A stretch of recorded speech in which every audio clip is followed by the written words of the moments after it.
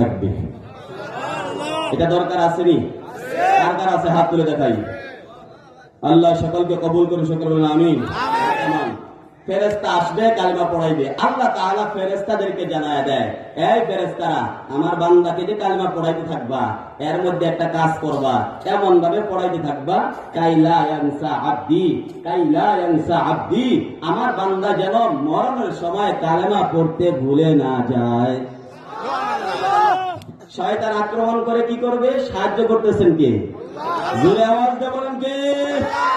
দ্বীনের সাহায্যকারী যারা হবে, মরণের সময় সাহায্য করবেন আল্লাহ। আল্লাহু আকবার বলেন।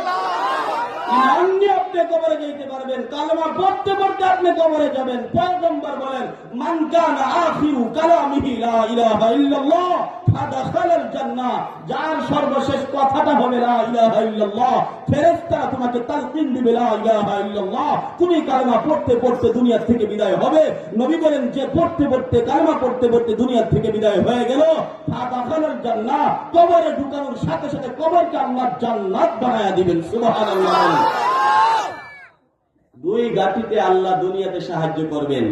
পরবর্তী গাটিগুলা কি? বাকিয়াল ওয়াল, ভয়ঙ্কর ভয়ঙ্কর গাটিগুলা যেগুলা, সেগুলা হচ্ছে এক নাম্বার কবরের গাটি। কবরের গাটিতে আপনার সাহায্যকারী কে?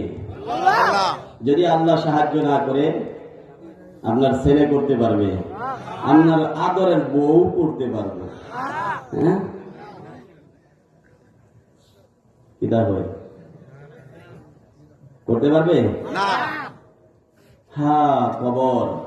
সংক্ষিপ্ত কথা বলি, কবরের ঘাটিতে আল্লাহ সাহায্য করবেন। হাসরের ময়দানে 50,000 বছর উলঙ্গ হয়ে কাপড়বিহীন অবস্থায় দাঁড়ায় থাকা লাগবে, পায়ের নিচে স্যান্ডেল থাকবে না। উত্তপ্ত সূর্যের মধ্যে আপনাকে থাকতে হবে। যে সূর্যের দুইটা বৈশিষ্ট্য আছে, একটা হচ্ছে সূর্যের মধ্যে, বর্তমান সূর্যের মধ্যে আলো আছে, দ্বিতীয়টা হচ্ছে গরম আছে। হাসরের ময়দানে যখন সূর্যটা এনে হাজির করবেন, সূর্যের মধ্যে আলো বলতে কিছু থাকবে না, শুধুমাত্র গরম থাকবে। ওয়াইজাদু ফি হাররিহা কাযা ওয়া কাযা, ওয়াইজাদু ফি হাররিহা কাযা ওয়া কাযা। কাযা শব্দটা ব্যবহার হয় অস্পষ্টতার জন্য। আমি এত টাকা দিলাম, এটা অস্পষ্ট, স্পষ্ট করি নাই। কথা বল না কেন? 100 টাকা দিলাম, এটা স্পষ্ট। কথা বল না কেন? কিন্তু এত টাকা দিলাম, এটা কি স্পষ্ট না অস্পষ্ট?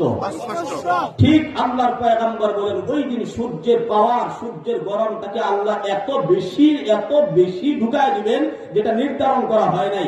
এত পাওয়ারের মধ্যে আপনি দাঁড়ায় থাকবেন 50,000 বছর। ওই দিন আল্লাহ আপনাকে সাহায্য করবেন। সুবহানাল্লাহ।